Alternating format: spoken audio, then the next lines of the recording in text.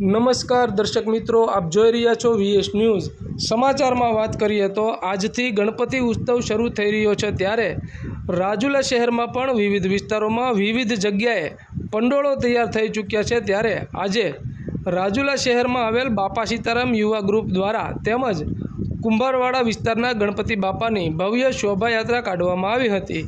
આ શોભાયાત્રા રાજુલા શહેરના મુખ્ય માર્ગો જેવા કે કુંભારવાડા વિસ્તારથી શરૂ કરી અંબાજી મંદિર, બસ સ્ટેન્ડ, હોસ્પિટલ ચોક, ટાવર ચોક, પોલીસ સ્ટેશન ચોક થઈ કુંભારવાડા વિસ્તારના પંડોળ ખાતે પૂર્ણ કરવામાં આવી હતી અને આ શોભાયાત્રામાં બહોળી સંખ્યામાં લોકો જોડાયા હતા અને ડીજેના તાલ સાથે વાજતે ગાજતે ગણપતિ બાપા મોરિયાના નાદ સાથે આ શોભાયાત્રા નીકળી હતી અને અબીલ ગુલાલના છાંટણાઓ કરી નાની બાળાઓ દ્વારા બાપાના વધામણા કરીને ગણપતિ બાપાને બેસાડવામાં આવ્યા હતા।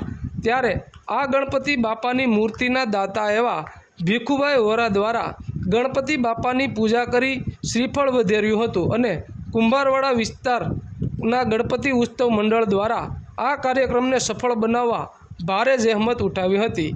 તો આવા અવનવા સમાચારો જોવા માટે જોતા રહો વીએસ ન્યૂઝ રાજુલા। કુંભારવાડા મિત્ર મંડળના 10 વર્ષથી ગણપતિ દાદાનું આયોજન થાય છે। આજ રોજ શોભાયાત્રા કાઢવામાં આવેલ છે। પહોળી સંખ્યામાં લોકો હાજર હતા અને છેલ્લા 10 વર્ષથી અમે આ ગણપતિ દાદાનો ઉત્સવ ઉજવીએ છીએ અને કુંભારવાડા મિત્ર મંડળ કુંભારવાડા તરફથી બહુ મોટો સહકાર અમને મળે છે, એ બદલ બધાનો આભાર માનીએ। કુંભારવાડા ગણપતિ ઉત્સવ મંડળ તેમના ગણપતિ શ્રીના દાતા શ્રી ભીખુભાઈ વોરા અને છેલ્લા 10 વર્ષથી આ કુંભારવાડા ગણપતિ ઉત્સવ ચાલુ છે। દાદા એકદમ હાજર છે, દરેકની માનતાઓ પૂરી કરી છે, જે માંગો વિશે પૂરી કરે છે। દાદા કુંભારવાડા ચોક ગણપતિ ઉત્સવ આપણું હાર્દિક સ્વાગત કરે છે। જય ગણપતિ દાદા।